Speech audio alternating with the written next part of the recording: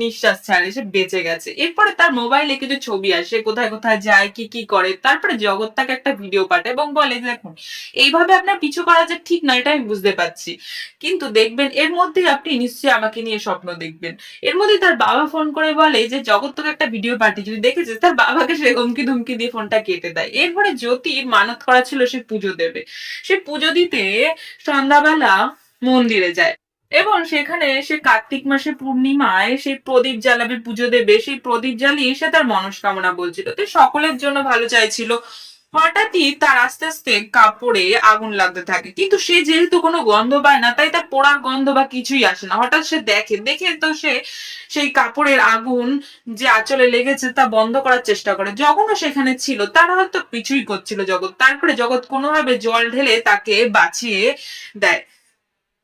এরপরে সবাই এসে বললে যে মা তুমি কি গন্ধ পাওনি, তখন জগৎ বলে যে হয়তো খেয়াল করেনি।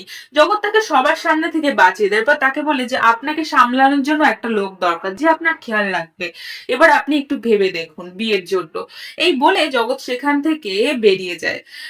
এরপরে আমরা দেখি তাদের স্কুলের যে চৌকিদার, সেই চৌকিদার সেই গাছটার গোড়াতে এই বাথরুম করতে গেলে তাকেও ভূতের প্রকোপে ধরে, ভূতে বেশ পিটায়।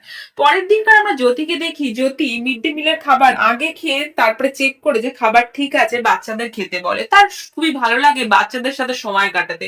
সে সবসময় বাচ্চাদের গল্প শুনে তাদের বিভিন্ন কাজে সাহায্য করে, তার এটা খুবই ভালো লাগে। হঠাৎ তাকে প্রিন্সিপাল ডাকে এবং স্কুলের প্রশ্ন তৈরি করার কাজ দেয় এবং বলে আজকে তুমি একটু স্কুলে থেকে পুরো প্রশ্নটা তৈরি করো। সে অনেক রাত পর্যন্ত কাজ করে স্কুলের প্রশ্নটা পুরোপুরি তৈরি করে, সমস্তটা টাইপিং করে।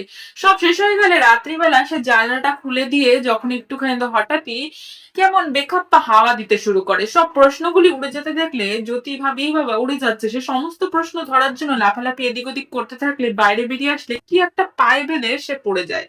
এরপরে সে সিঁড়ি থেকে একদম গড়িয়ে নিচে পড়ে আর সেখানে সে জ্ঞান হারায়। তার চোখ যখন খোলে তখন সে একটা হসপিটালে, এবং কোন রকম সে আশেপাশে কাউকে দেখতে পায় না, সে কাউকে ডাকেও না। সে নিচে নেমে আসে আস্তে আস্তে সিঁড়ি দিয়ে, এবং আশেপাশে কাউকে না দেখে তার জানি কেমন একটা লাগে। হঠাৎ তার জানি কেমন একটা গন্ধ লাগে, যেহেতু সে গন্ধ শুকতে পারতো না তাই গন্ধ লাগা ব্যাপারটা তার কাছে একেবারে। পাশের রুমে গিয়ে দেখে সেখানে কারেন্টের তার পড়ছে। তারপরে সেখান থেকে রোগীকে বাঁচিয়ে সে বের করে। তার বাবা এই বিষয়টা লক্ষ্য করে যে তার মেয়ে তো গন্ধ পায় না ছোটবেলা থেকে, জন্মের পর থেকে, তাহলে কি সে গন্ধ পেয়েছে। তখন তার বাবাকে সে বলে হয়তো তারপর আর গন্ধ কি এমন হয় বাবা। তখন তার বাবা ফিনাইলের গন্ধ তাকে শোকায়। তখন সে বলে ভালো আবার খারাপ, তারপরে ফুলের গন্ধ তাকে শোকায়। তখন সে বলে হ্যাঁ এটা ভালো গন্ধ। তার বাবা